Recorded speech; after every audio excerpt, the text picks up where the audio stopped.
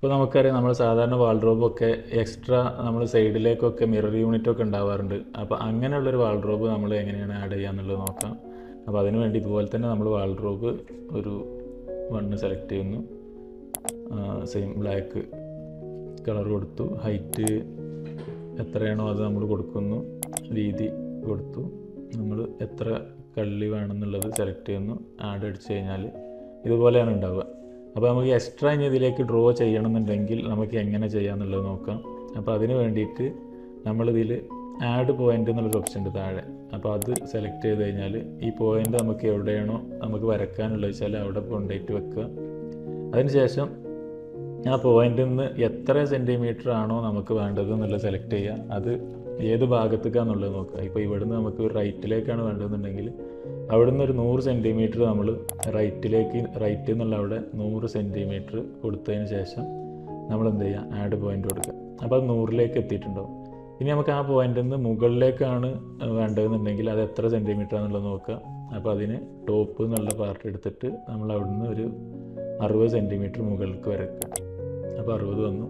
ഇനി നമുക്കിത് കൂട്ടി മുട്ടണം എന്നുണ്ടെങ്കിൽ ലെഫ്റ്റിലേക്ക് നമ്മൾ ഒരു 100 സെൻറ്റിമീറ്റർ കൂടി കൊടുക്കേണ്ടി വരും. അപ്പോൾ ലെഫ്റ്റിലേക്ക് 100 അടിച്ചിട്ട് ആഡ് ചെയ്ത് കഴിഞ്ഞാൽ ഇപ്പോൾ ഇങ്ങനെയുള്ള ഒരു ബോക്സ് അടിയിൽ ഉണ്ടായിട്ടുണ്ട്. ഇനി അതുപോലെ തന്നെ മുകളിൽ നമുക്ക് കൊടുക്കണമെന്നുണ്ടെങ്കിൽ നമ്മൾ ഈ പോയിൻ്റ് എടുത്ത് മുകളിൽ വെക്കുക.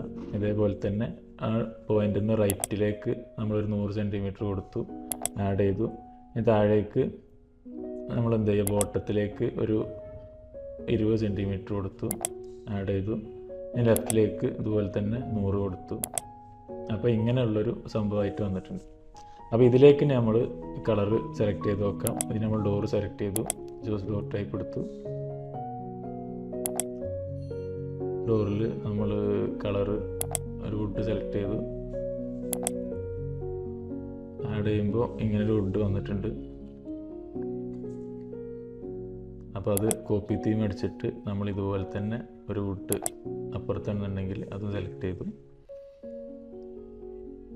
ഇനി നമുക്ക് അടുത്ത പാർട്ടൊക്കെ മാറ്റണം എന്നുണ്ടെങ്കിൽ നമ്മൾ ഇത് ഓഫ് ചെയ്തിട്ട് ഇവിടെ വേറെ ഡോർ സെലക്ട് ചെയ്യാൻ പറ്റും.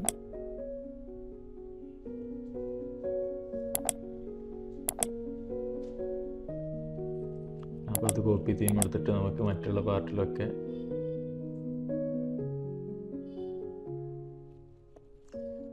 നമുക്കിത് സേവ് ചെയ്യാം.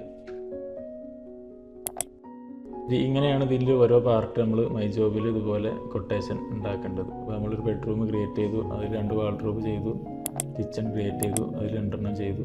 അപ്പോൾ ഇങ്ങനെ നമുക്ക് എത്ര റൂം ആണെങ്കിലും ഒരു ജോബിൽ ആഡ് ചെയ്ത് കൊടുക്കാൻ പറ്റും.